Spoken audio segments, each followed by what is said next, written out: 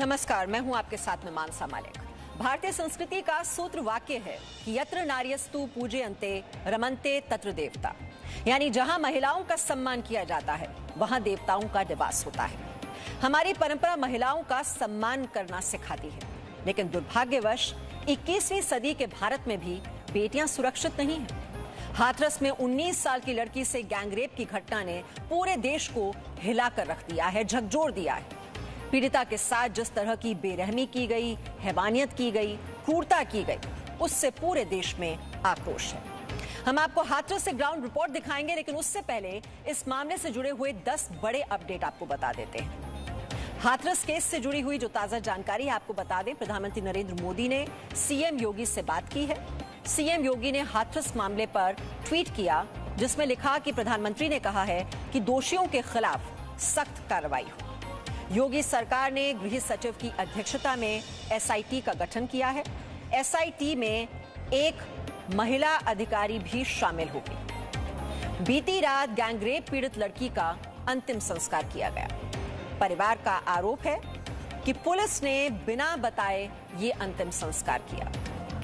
14 सितंबर को हाथरस में इस लड़की का गैंगरेप हुआ था। 29 सितंबर को सफदरजंग अस्पताल में पीड़िता की मौत हो गई। पुलिस कह रही है कि चारों आरोपियों की गिरफ्तारी हो चुकी है।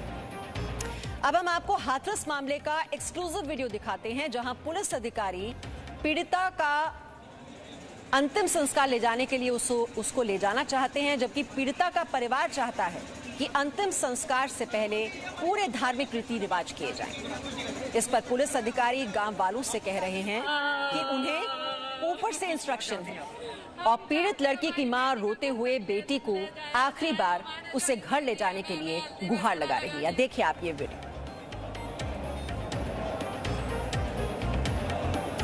अब आपको एक और वीडियो दिखाते हैं, जहां पुलिस दाह संस्कार की तैयारी कर रही है और फिर पीड़ित लड़की का दाह संस्कार कर दिया गया। ये देखिए तस्वीरें।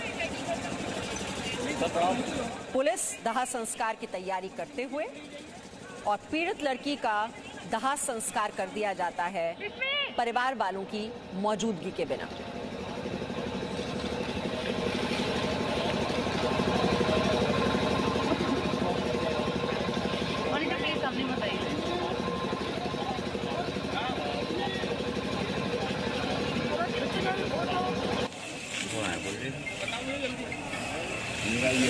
बकार सर रिपोर्ट कर रहे हैं। कोई बात नहीं, मोबाइल से करना, कोई बात नहीं, मोबाइल से करना।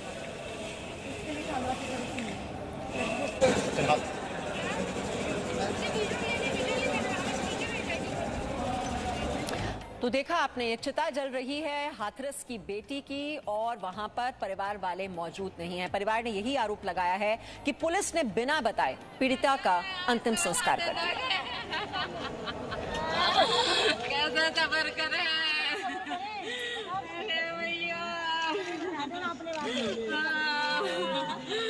आज कल में इतनी हिम्मत है, मैं जोली में कोई भीख डाल सके तो कोई माँ को लाल है। इनमें से कौन अपनी माँ की कोख से जन्म लो है? कोई इतनी सी भीख डाल सकता है?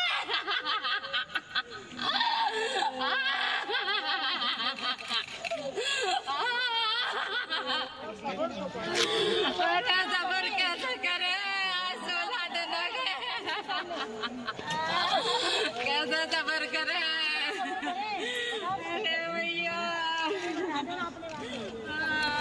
इस माँ के दर्द को जरा आप महसूस करके देखिए। एक माँ पर क्या गुजर रही है, किस दौर से गुजर रही है एक माँ जिसने अपनी बेटी को खोया है। बेटी के साथ गुनाह हुआ, गैंगरेप हुआ, उसकी रीढ़ की हड्डी तोड़ दी गई, नग्न अवस्था में खून से लथपथ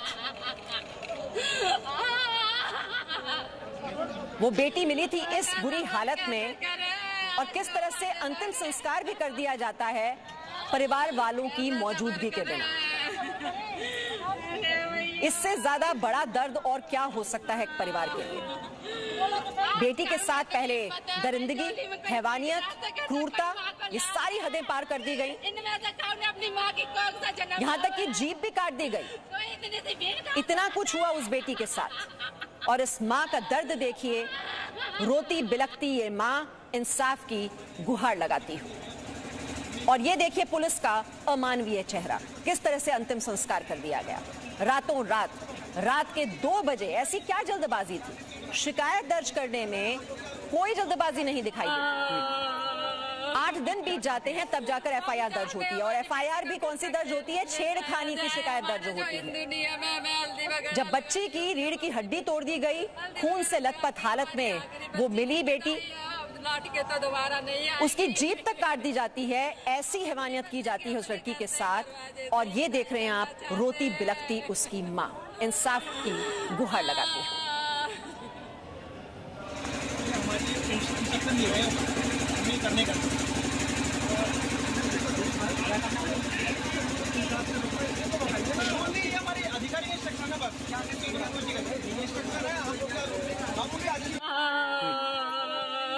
क्या चाहती हैं आप?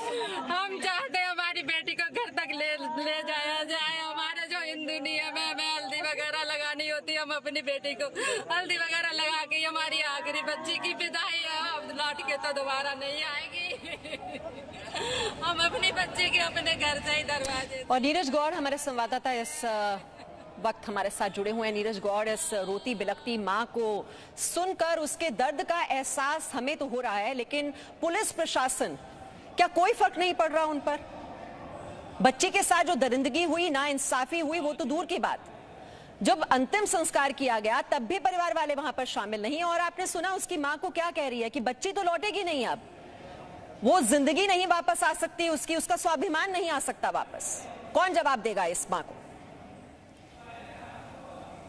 बिल्कुल मीमांसा जी, तमाम सवाल हैं जिसको लेकर के पुलिस इन सवालों के बीच में घिर गई है, क्योंकि शुरू से लेकर के अब तक जो मामले हैं वो लगातार ये पूरा मामला गंभीर होता चला गया। लेकिन जिस तरीके से बीती रात जो हुआ वो आखिरकार किसी ने सोचा तक नहीं था कि बिना बताए, जो कि घर वालों को, बिना परमिशन के घर वालों को, जो कि बच्ची का पार्थिव शरीर है उसको ऐसी सुनसान जगह पर ले जाया जाएगा जो कि घर से तकरीबन 1 किलोमीटर दूर है, जहां पर कोई शमशान घाट भी नहीं है। एक वहां पर खुला पूरा एरिया था जो कि खेत है, वहां पर जाकर तकरीबन रात 2:30 बजे के आसपास वहां पर पार्थिव शरीर को लाया गया और उसके बाद में वहां पर अंतिम संस्कार किया गया।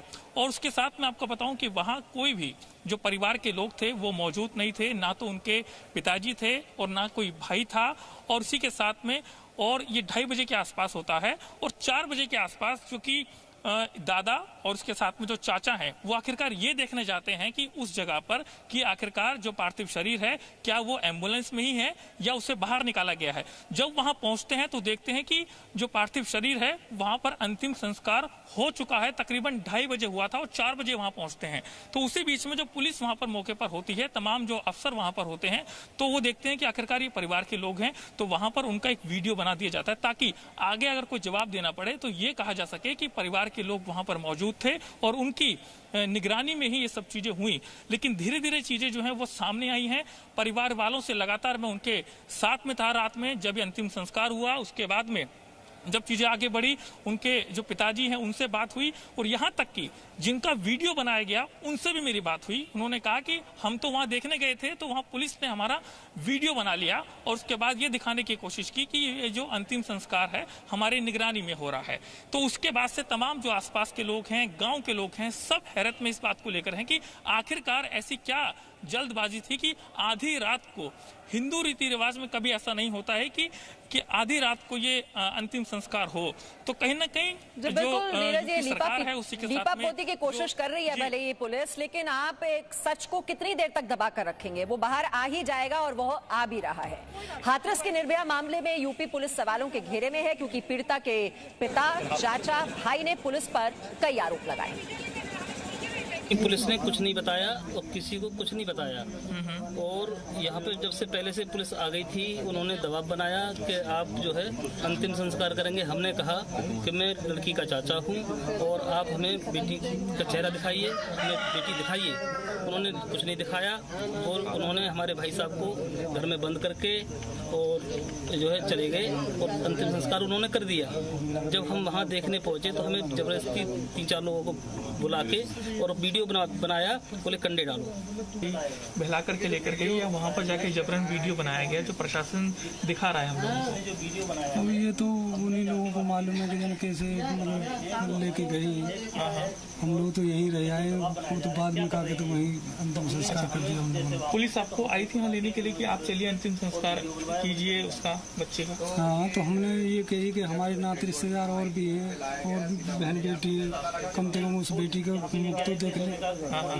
तो हम लोग यहाँ रह आए तो पुलिस वाले यहाँ से लेके उस बेटी को वहाँ अंतिम संस्कार कर दिया हम लोगों ने। अच्छा, हमारी एक इंसानियत के नाते जब हमारे समाज के लोग आ जाते, हमारी एक रिक्वेस्ट थी, हम उनसे रिक्वेस्ट कर रहे थे हाथ जोड़ के कि हम बॉडी का अंतिम संस्कार सुबह करना चाहें, कल करना चाहेंगे, मगर उन पुलिस प्रशासन द्वारा हम पे दबाव बनाया जा रहा था। वो हमसे चिल्ला के भी बात कर रहे थे, प्यार से फुसला भी रहे थे कि अभी मतलब अंतिम संस्कार कर दो उनका। रात के वक्त? जी हाँ, रात के वक्त। तो आपने सुना परिवार वालों को जो कह रहे हैं कि जबरन ये वीडियो बना दिया गया, और ऐसे में जी न्यूज लगातार सवाल उठा रहा है और ये सवाल हम तब तक उठाते रहेंगे जब तक न्याय नहीं हो जाता।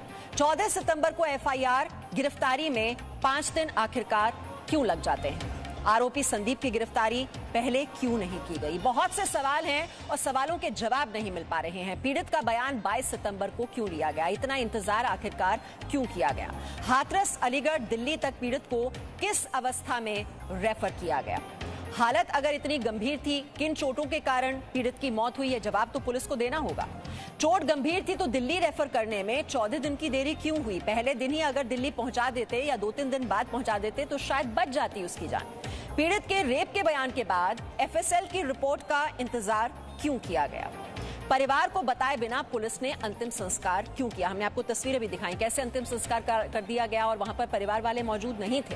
हाथरस मामले में पुलिस ने बार बार बयान क्यों बदला? बयान बदले जा रहे हैं, लीपापोती करने की कोशिश की जा रही है। यूपी पुलिस न्याय दे पाएगी या फिर सीबीआई जांच की जरूरत है? ये सब देखने के बाद तो जरूर जो पुलिस की ओर से जो वर्जन दिया जा रहा है, जो थियरी दी जा रही है, उस पर सवाल खड़े हो रहे हैं क्योंकि झूठ बोला जा रहा है। लेकिन जी न्यूज आप तक हर खबर पूरी प्रामाणिकता और संवेदनशीलता के साथ पहुंचाता है। हाथरस की घटना देश की करोड़ों बेटियों, माओं, बहनों की सुरक्षा से जुड़ी हुई है और इसीलिए जी न्यूज इसे अपना कर्तव्य समझते हुए इसकी व्यापक कवरेज कर रहा है। हमारे संवाददाता आप देख रहे हैं, हम नीरज से बात कर रहे थे जो कि हाथरस से आप तक ग्राउंड रिपोर्ट पहुंचा रहे हैं और आगे भी हम हाथरस की बेटी की न्याय की मुहिम जारी रखेंगे।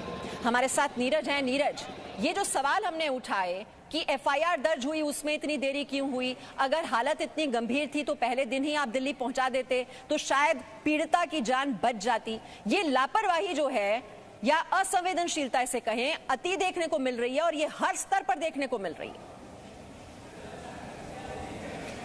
जी बिल्कुल मीमांसा जी, क्योंकि जिस तरीके से 14 सितंबर को ये पूरी वारदात हुई उसके बाद से लापरवाही होती चली गई, जिसकी वजह से जो पीड़ित लड़की है उसकी डेथ हो गई और यहाँ तक कि उसको पहले जो कि हाथरस का अस्पताल है वहाँ पर ले जाया गया, वहाँ उसकी हालत ठीक नहीं हुई। उसके बाद में उसको अलीगढ़ ले जाया गया, वहाँ उसकी हालत ठीक नहीं हुई।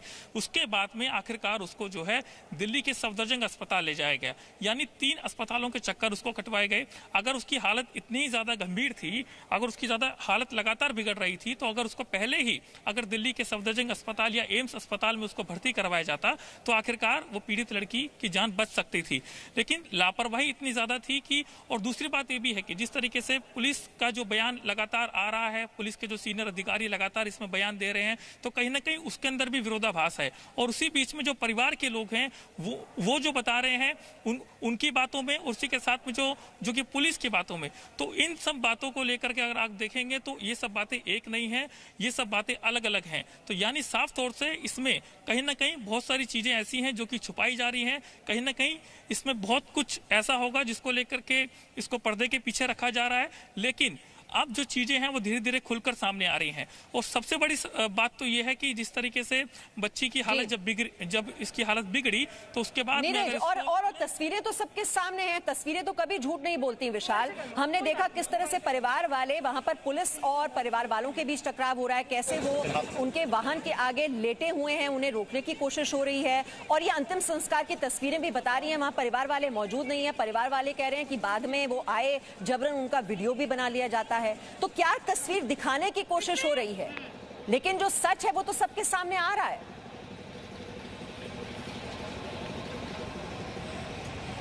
देखिए बिल्कुल, क्योंकि जो सच है वो सामने पूरी तरह से आ रहा है और इसमें पुलिस के स्तर पर, प्रशासन के स्तर पर जो लापरवाही की गई वो भी सामने आ रहा है। क्योंकि आप देखिए लगातार परिवार ये आरोप लगा रहा है कि रात के अंधेरे में ही अंतिम संस्कार क्यों किया गया। डीएम मना कर रहे हैं, एसपी मना कर रहे हैं, पुलिस मना कर रही है कि नहीं हमने परिवार वालों की सहमति से किया है, लेकिन परिवार साफ तौर से कह रहा है हमारी सहमति से अंतिम संस्कार नहीं किया गया। आखिरकार ऐसी जल्दबाजी पुलिस और प्रशासन को क्या थी कि रात के अंधेरे में ही पीड़िता का अंतिम संस्कार कर दिया गया? क्या किसी को बचाने की कोशिश की जा रही है या कुछ छिपाने की कोशिश की जा रही है? और तमाम तरह के सवाल भी लगातार उठ रहे हैं कार्यप्रणाली को लेकर। और इसीलिए आप देखिए पीएम मोदी ने खुद इस पूरे मामले का संज्ञान लिया। योगी आदित्यनाथ से उन्होंने फोन पर बातचीत की और दोषियों के खिलाफ कठोर कार्रवाई करने के निर्देश दिए। तो ये दिखाता है कि ये जो हाथरस का मामला है ये कितना बड़ा हो चुका है और इस मामले की गंभीरता शायद जो लोकल अधिकारी हैं या उत्तर प्रदेश सरकार के जो वरिष्ठ अधिकारी हैं वो इस गंभीरता को नहीं समझ पा रहे थे। और यही कारण है कि आज एक बेटी हमारे बीच में नहीं रही। अगर इस पूरे मामले में शुरुआती स्तर पर ही अच्छे से काम कर लिया होता पुलिस ने, अगर इस पूरे मामले पर सक्रियता दिखा दी होती तो शायद आज उस बेटी को बचा लिया जाता, उस बेटी के साथ ऐसा ना होता। और कानून का खौफ क्यों नहीं हो पा रहा है?